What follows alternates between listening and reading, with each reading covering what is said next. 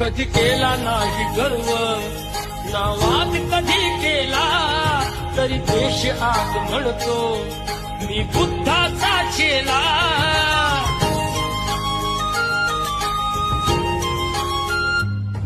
कधी केला नाही गर्व ना वाद कधी केला तरी देश आज म्हणतो मी बुद्धाचा चेला.